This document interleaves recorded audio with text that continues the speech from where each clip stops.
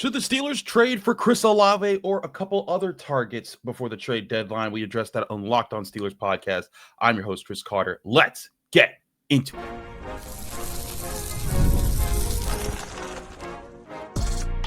You are Locked On Steelers, your daily Pittsburgh Steelers podcast, part of the Locked On Podcast Network, your team every day.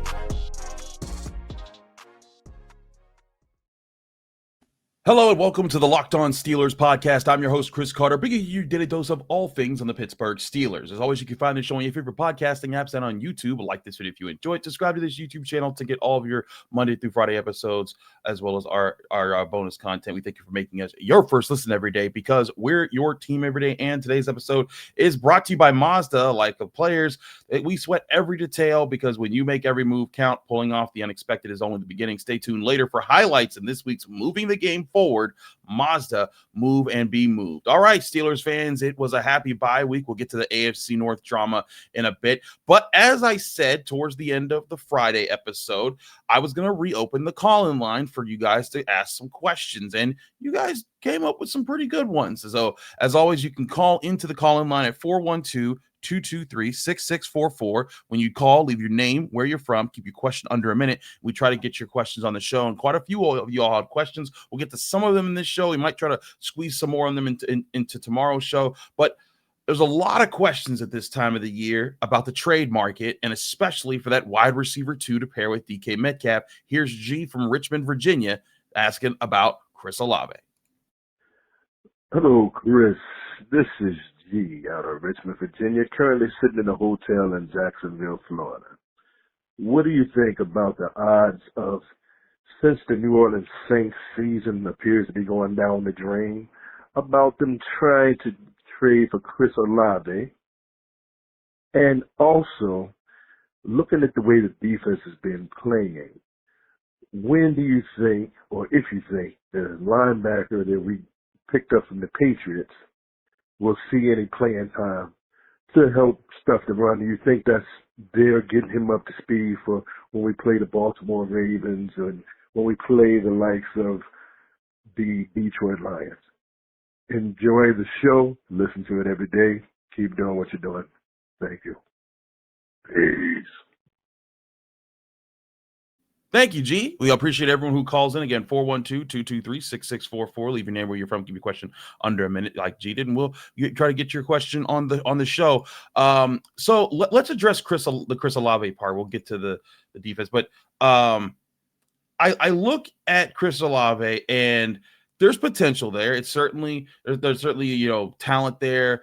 There's a fit where, man, he could be an interesting complement to DK Metcalf because he's not a bigger target, but he's more of a route runner. And he has potential. I could see it fitting in that way, sure. And I think that's where Steelers fans get excited about this. And he is on a 1-4 Saints team. They did beat the Giants this weekend, but the Saints, he is right about that. The Saints aren't going anywhere. Right now, he has just signed to his 5th-year extension for next year.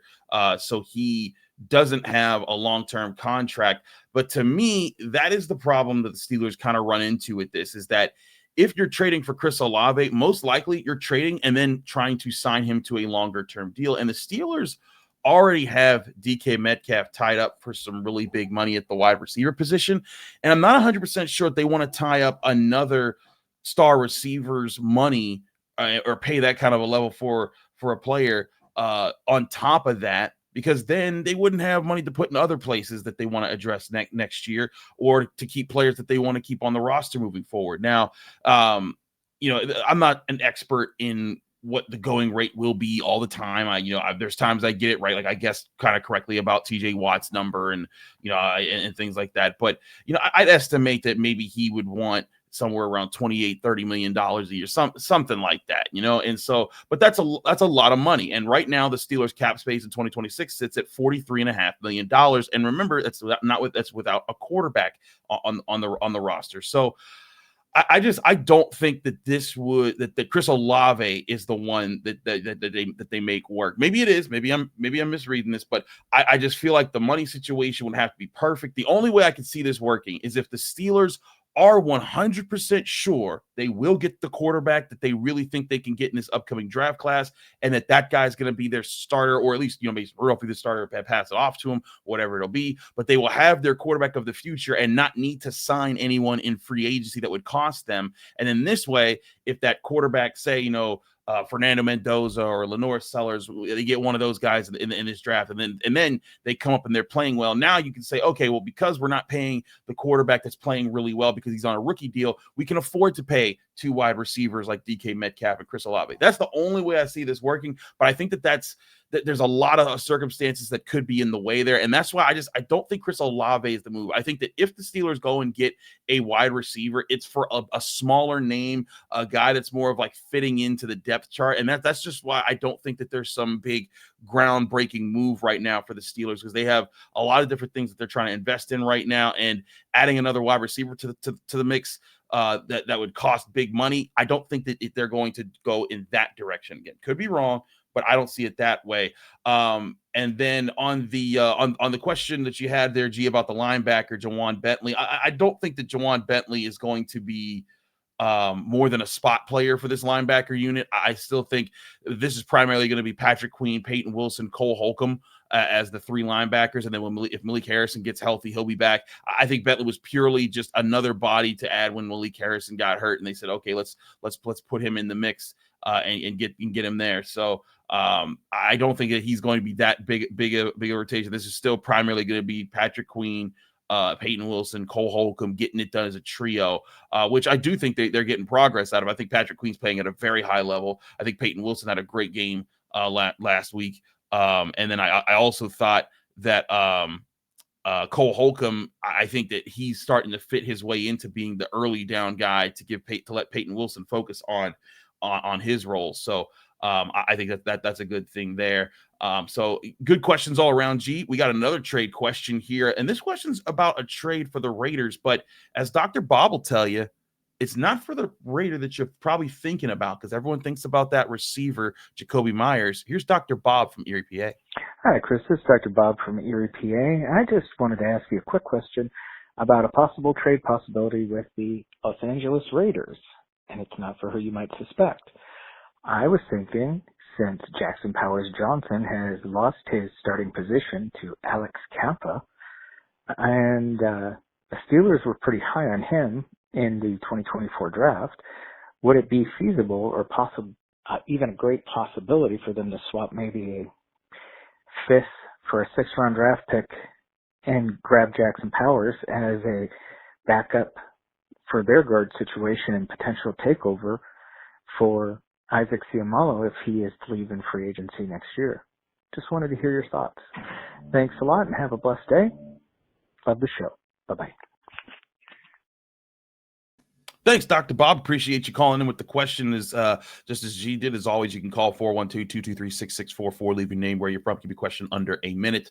Dr. Bob, that is some outside the box thinking on your part, and one that I didn't really consider could be a possibility, but let's explore this experiment real quick. So Jackson Powers Johnson, for those who might not be too familiar, he was a guy that the Steelers were looking at when they were looking at interior offensive linemen in the 2024 NFL draft, back when they got Zach Frazier. The Raiders got Jackson Powers Johnson. The Steelers got Zach Frazier. Steelers seemed pretty happy with it. And Jackson Powers Johnson, by all measures, looked like he was doing all right. Now, he did get called for a lot of penalties in his rookie year, but it seemed like, okay, he's taking steps forward. But then in week 1, he suffered, I believe it was week 1, he suffered a concussion, and then Pete Carroll was holding him out, and there was questions if he was going to play.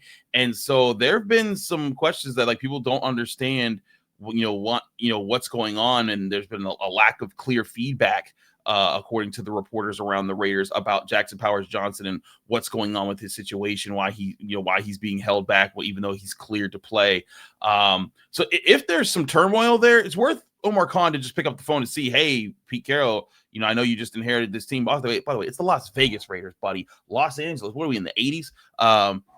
But when we looked at the when you look at Pete Carroll, maybe Pete Carroll's like, hey, this isn't one of the guys that I think fits here. We can move on. But I have a hard time seeing them just moving on from a second round pick that the organization thought was the right move, unless it's for good compensation, which in my opinion would be either A, another second round pick, or B, a third round pick and some changes and some day 3 picks also mixed up in there. And listen, the idea of Jackson Powers-Johnson fitting in with what the Steelers are doing right now in the offensive line could be very exciting. I do think that if he developed with Frazier, McCormick, Broderick Jones, and Fautanu, like that would be a young group, a legit 5-man across the board, young guys that are just ready to roll. But I think the other problem that you might run into here is you really are going to have to choose who you want to pay, because that'll be 3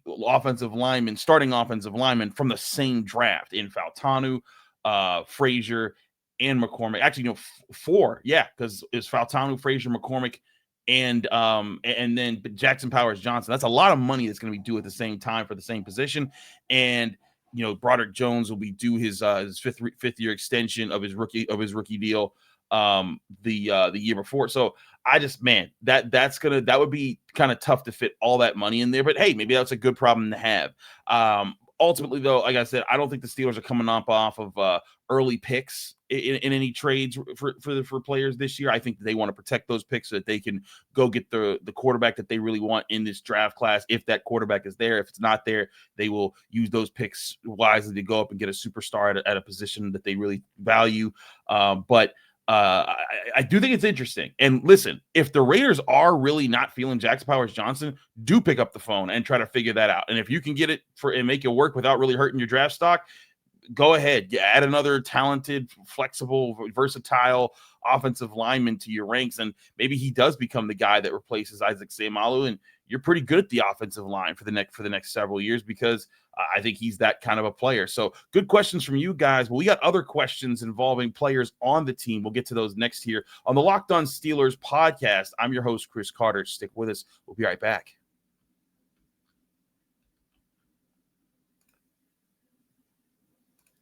But first, I want to remind you this show is brought to you by Square. Your favorite neighborhood spots run on Square. There are certain businesses that truly make the neighborhood feel like home. Whether it's the local sports bar packed on game days, the coffee shop that knows your order by heart, or the corner deli that's been serving your community for decades, these are the places that bring people together. When neighborhood businesses thrive, the whole neighborhood thrives.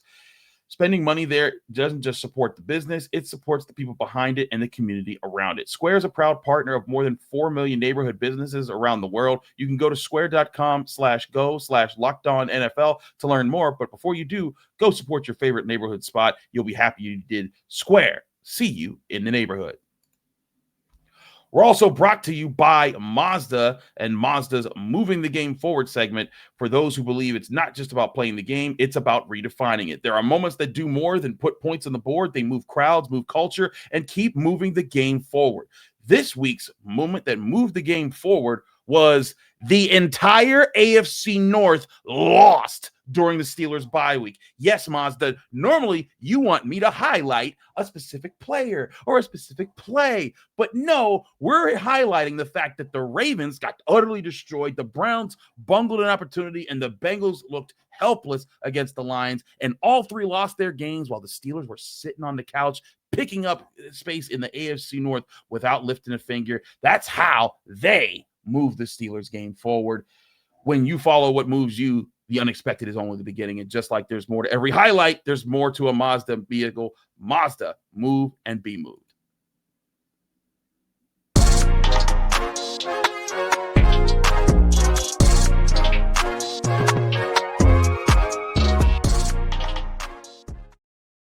We're back here on the Locked On Steelers podcast. I'm your host, Chris Carter. We continue our episode here, taking your calls in the Locked On Steelers call-in line. As always, the number is 412-223-6644.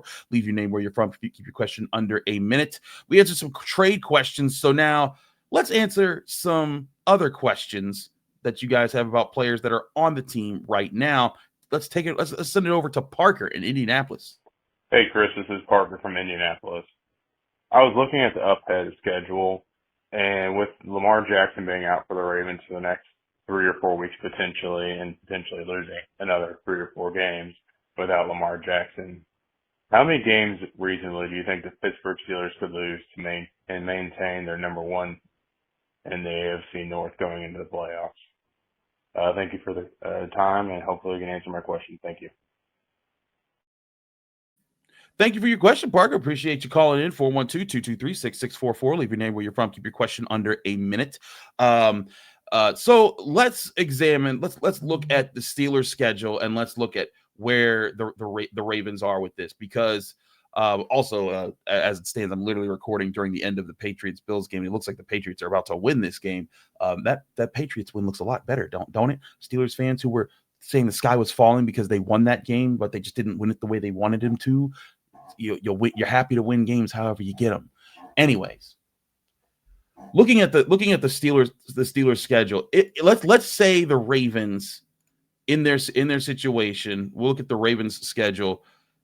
With the loss to the Texans, and they got utterly destroyed. If you saw the clips, fans were booing John Harbaugh as he walked off the field. It looks rough in Baltimore. And listen, they're hurt up bad. It's not just Lamar Jackson. Nnamdi Madubuike is out. Travis Jones, their other defensive tackle, is out. Roquan Smith is out. Their best linebacker, arguably the best linebacker in football. Marlon Humphrey is out. Like they're missing guys after guys after guys after guys, and so they're going through it right now. And now they are 1-4 to start the season, and they got their next game this upcoming week against the Los Angeles Rams, who've also been playing pretty good football. If they lose that, they're 1-5 headed into their bye week, and then and then that could give the Steelers a chance where if the Steelers handle their business and they beat the Browns and the Bengals coming out of their bye week in these next two games, the Steelers could be at 5-1. The Ravens would be at 1-5.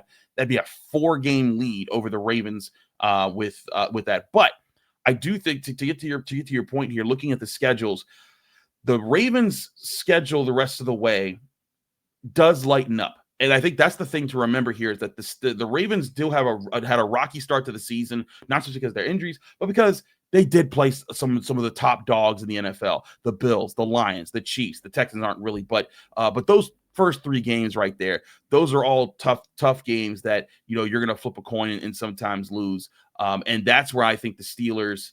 And the Steelers still have to play 2 of those teams in the Bills and the Lions. So I wouldn't crown the Steelers just yet, simply because now that the Steelers' schedule will start to ramp up, they get the Packers coming up soon. After those 2 Ohio games, you get Packers, Colts, Chargers. That's 3 teams that are playing pretty well right now. Then later you get the Bills, Ravens, you get the Dolphins, but then you get the Lions. So and then you finish the season against the Ravens.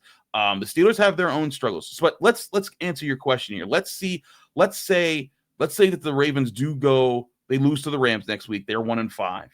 If they're 1-5, I could see them playing at their best. If Lamar Jackson comes back, they could probably just lose 2 more games as the rest of the way, and that would put them at a 10-7 record because they would have won. I think they would, because after they did week 8 to 18. Yeah, so they would basically go 10. They'd be 1-5. That means they would go 9-2 the rest of the way, making them 10-7 on the year. So what you would have to do if you're the Steelers, and you'd have to get to that 10 mark, and maybe even you be the 2 losses for the Ravens because you swept them. But to me, I think the real safe mark is 11 wins, and that's the space that I predicted at the beginning of the season that I thought the Steelers could get to if they're healthy and everything goes right for them. But looking at their schedule, you got all your division games ahead of you. The Bengals are not a good team. They are playing terribly right now. It is rough for them. And also, the Patriots did just beat the Bills. How about that? That Steelers win's looking pretty good right now. But the Bengals, now granted, the first Bengals game is a road Thursday night football game in the AFC North. The Steelers, in the history of Thursday night football, have never won a road divisional game on Thursday night football. So they would have to defy history and do that against what is a bad Bengals team right now. But if you're able to handle your business against those 2 teams, I think it comes down to finding a way to get to 11 wins. So right now, the Steelers are 3-1. You want to be able to sweep. You ideally want to sweep the Ohio teams and maybe split with the Ravens. And so if you can handle that, if you handle your business there, That's 4 wins against the Ohio teams, the AFC North. That gets you to 7 wins. Get 1 against the Ravens. That gets you to 8. And then after that, you're looking to get 3 wins between these teams. The Packers, who they're tough. You know that they're tough. They're built pretty well this year. The Colts, who are playing very well right now. The Chargers, who are still up and down team, but can be tough at any point in time. Not an easy thing there. The Bears in Chicago, the Bills at home, the Dolphins at home, the Lions in Detroit. So out of those 7 games, we're talking about if you can get 4 games, you can sweep the Ohio teams, the bad AFC North teams, and you get to 7 wins there, get your 8th win with the Ravens. You're talking about out of those 7 games, if you can win three of those 7, that can get you to 11 wins. And so that's where I think the key is for the Steelers. Get to that 11 win mark, because even if the Ravens if let's say they lose next week to the Rams, I think they will, the way that they're playing right now.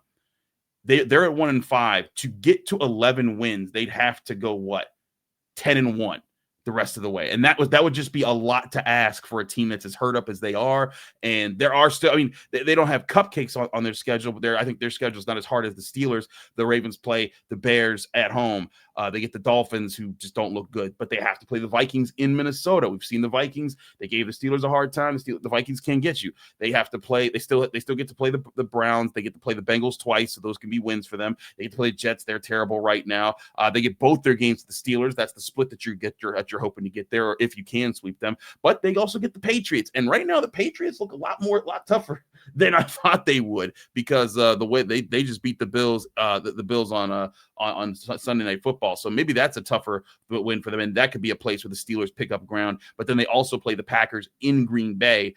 So this could be doable for the Steelers. But again, 11 wins, that's been my marker to answer your question, Parker, of how the Steelers can hold on to the AFC North, because I do think this is a 2-team race. I said that before the season, even before Joe Burrow got hurt. I did not believe in the Bengals. I think their defense is trash. Their offensive line still needs a lot of work. And I was like, man, Joe Burrow, he's going to need to do another great, acrobatic dodge year of just dodging all the sacks and all the injuries. And unfortunately for him, he did not. So they're where they're at. But I look at this and I think, man, the AFC North, get to 11 wins. Maybe you can win the division with that. Let's go to another question here, talking about actually, no, we're gonna throw a quick break. We're gonna come back. We got 2 more questions I want to get to. 2 more questions about players on the team, particularly on the offensive side of the ball. One about 2 players and how to use them, and another about the future of Aaron Rodgers and how that could be impacted with the draft plans. We'll talk about that next year on the Locked On Steelers podcast. I'm your host, Chris Carter. Stick with us. We'll be right back. But first, to remind you, this show is also brought to you by FanDuel. The NFL season is underway, and FanDuel is making sure that you're ready for all the action with this can't-miss offer. Right now, new customers can bet just $5, and if your bet wins, you'll get $300 back in bonus bets to use across the app. I love using FanDuel because it fits however you like to bet. Player props, building a same-game parlay, or jumping in live as the action unfolds. It makes every game even more exciting, whether you're watching your team or just keeping an eye on your fantasy lineup. You ever jump in a live bet? I was watching the Titans-Cardinals game, and when Kyler Murray went down, I saw the odds were plus 4,000 money line to pick the Titans. If you picked the Titans right in that moment, you would have made some serious money with the comeback. Granted, that was also with one of the craziest plays I've ever seen. But all of that you could take advantage of by playing on FanDuel. It's quick, easy, the best way to add a little more energy to your Sundays. So are you ready to play? Download the FanDuel app now by visiting FanDuel.com to get started. That's FanDuel.com to place your first $5 bet and get your chance at $300 in bonus bets to use only at FanDuel.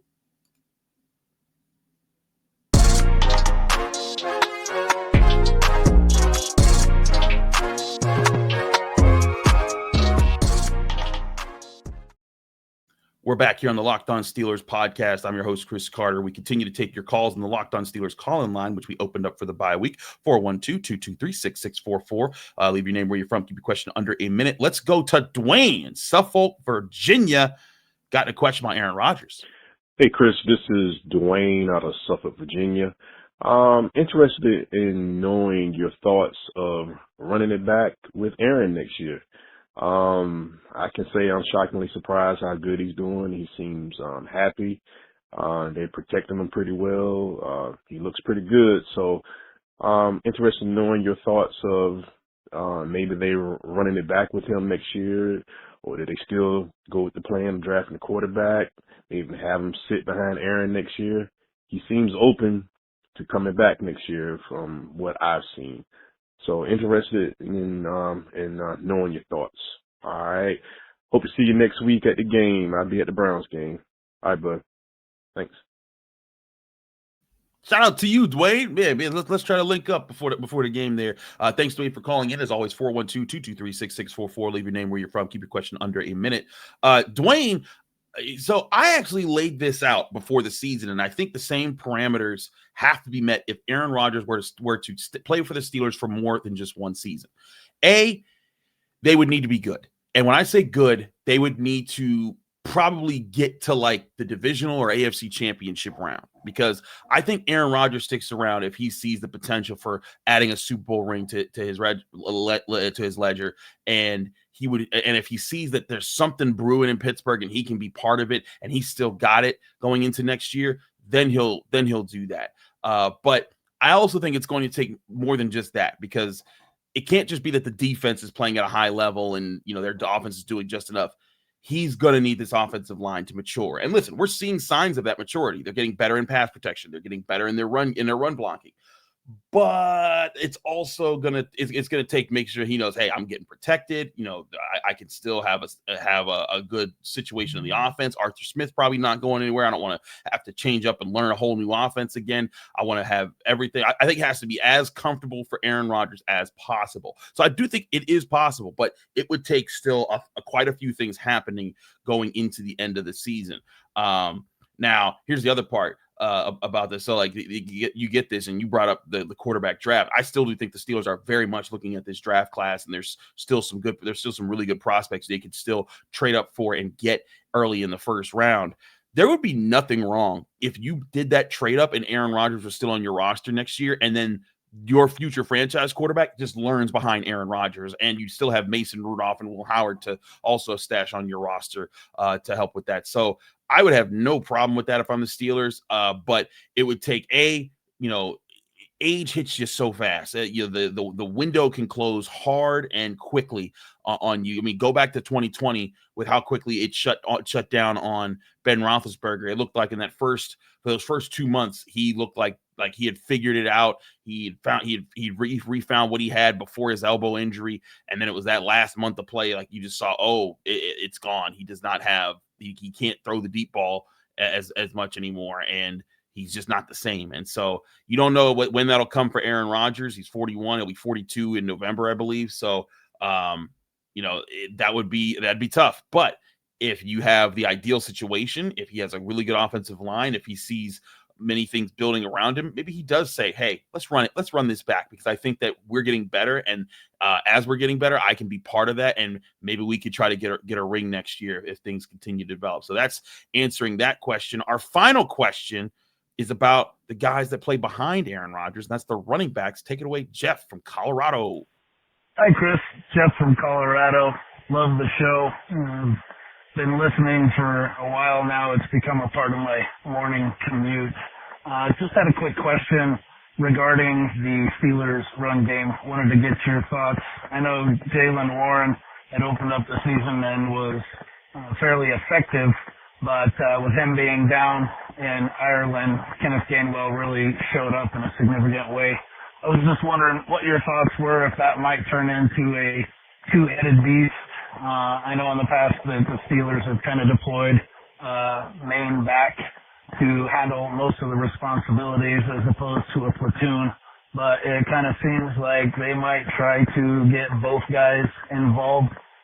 Just curious your thoughts on the split there, and as the team seems to be kind of coming together, which one of those guys might have the biggest opportunity to shine.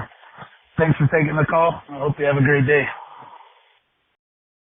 Thank you, Jeff. Appreciate you calling in like everyone else did at 412-223-6644. Leave your name, where you're from. Keep your question under a minute. So here's the thing, Jeff. I kind of think they already are using them in sort of using these guys as far as using Warren and Gainwell as a sort of two-headed monster. Now, I think Warren's been the primary runner, but I mean, look at how they were being used even when they were healthy. Jaylen Warren against the Jets, 25 total snaps on offense. Kenneth Gainwell, 29. Against the Seahawks, Jaylen Warren, 36 snaps. Kenneth Gainwell, 26 against the Patriots. Now, that one was a little bit different. Jaylen Warren had 43 to Kenneth Gainwell's 14. But I think it's kind of matchup related. And the Steelers often say this, like, you know, whenever we try to ask questions to discern a pattern or something, they'll say, hey, it's just the game plan that we came up for that week. Now, sometimes there is something developing there, and they'll say, oh, it's just the game plan is their smokescreen to stop us from kind of illuminating what the Steelers are trying to do that's going to really set things up. But I think that's why they brought Kenneth Gainwell in, because Jaylen Warren, as much as I've said, like, hey, I think this guy's talented, at 5'8", it's a lot to ask him to be the bell cow, because it's a lot of hits. You know, that's the one thing that Najee Harris had on his side, was he could take punishment and he could keep going. I mean, he did not miss a game. That game Sunday against the Vikings, when Kenneth Gainwell filled in, that was the first time the Steelers starting running back on their depth chart had not started a game since December of 2020. When James Conner had to miss a game late in that season. That's because Najee Harris just didn't miss games. And so with Jaylen Warren, you do want to have a number two. And I think that Kenneth Gainwell, you know, as a speed option, he showed the ability to run hard. He shows a good vision. He catches the ball. He's a solid option there. And I think both of them buy you time for the guy that you're hoping eventually becomes the guy in Caleb Johnson. And I thought Caleb Johnson had one or two decent runs against the Vikings as well. But yeah, I do think that there is a bit of a two-headed monster there as far as how they want to get guys. Both, I think Jaylen Warren runs harder, and I think Kenneth Gainwell might be the better receiving threat. But both of them are shifty. Both of them are fast. They're explosive. And if the offensive line gets things going, and this run game does, if this Vikings game kickstarts a run game, because right now the Steelers rank next to last in rushing yards and yards per carry and all that stuff. You know, but you look at that Vikings game, if that kickstarted something with Kenneth Gainwell getting 99 yards and 2 touchdowns on the ground, that could be the thing that lets these guys get going a bit more, because now you're going to be giving them bigger holes. They're not going to be getting hit in the backfield as much. And then their speed and their ability to make guys miss in space becomes so much more valuable to you as an offense. When I look at their abilities right now, Kenneth Gainwell in that game as a starter against the Vikings, he was registered to make 7 different guys miss during that game. In Jaylen Warren's last game against the Patriots, he made 9 guys miss. And granted, he probably made like 5 miss on that one. That was the Seahawks game where he made several guys miss on all in one play. But that's a lot of guys that they're making miss. They're doing a pretty good job getting yards after contact. I really do think the Steelers rushing attack right now could be in good hands. You still need the O-line to play better. I actually did a film study piece for the Post-Gazette over the weekend. Go to post-gazette.com to read it. But I showed, hey, the tight ends aren't contributing as much in the passing game, but they are really helping in the run game with their wham blocks and how they're helping seal certain plays, and how Arthur Smith used different concepts that used a wham, and a wham is just when a tight end or a fullback lines up and sort of goes in motion to start as the play starts, and their motion turns into them just moving laterally and then charging up and hitting a specific defender as part of their block. So that's a wham block, and they used it a lot, and it was actually successful. It opened up holes. It gave the running back some more space, and Kenneth Gainwell was able to capitalize on it. So if you want to see that, check out the Pittsburgh Post-Gazette. I did that film study, came out Sunday morning. But yes, to answer your question here